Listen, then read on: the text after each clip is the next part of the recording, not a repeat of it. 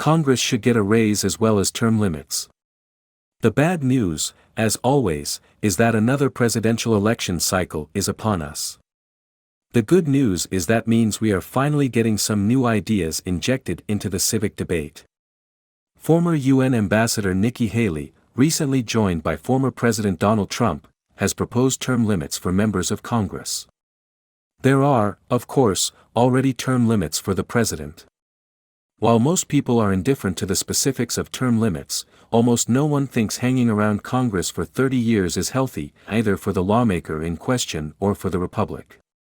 At the same time, we ask a lot of those who serve in Congress. They disrupt their lives, many of them in the middle of their careers, to spend a few mostly unpleasant years in Washington. It is no accident that, in many cases, we wind up with lawmakers who are retirees, those beginning their careers or those who can't think of anything better to do. Worse, we wind up with either the rich or those for whom being a member of Congress is the best job they will ever have. That all seems suboptimal. Let me offer a modest proposal to accompany and improve the idea of term limits. We should dramatically increase the pay of members of Congress. Right now, they are paid $174,000 a year. Adjust for inflation, that is 30% less than they were paid in 1992. With that $174,000, we expect them to be able to maintain 2 residences, one in their home district and one in Washington, raise a family and set something aside for a rainy day. It is not impossible, but neither is it particularly appealing to talented people who can, and, in many instances, do before they run for office, make more money and better provide for their families. Lawmakers should be paid $400,000 a year. In addition, we should make them eligible for better retirement pay after they have served 4 years.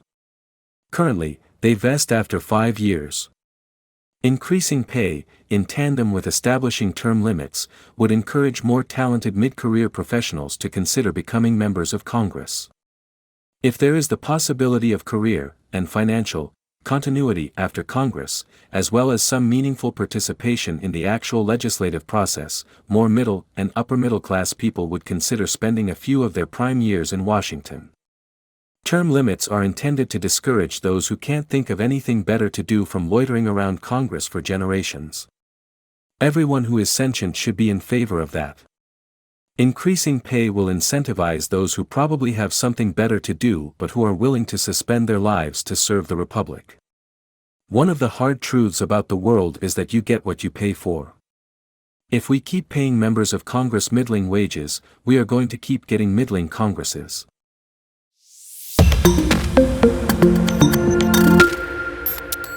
Congress should get a raise as well as term limits.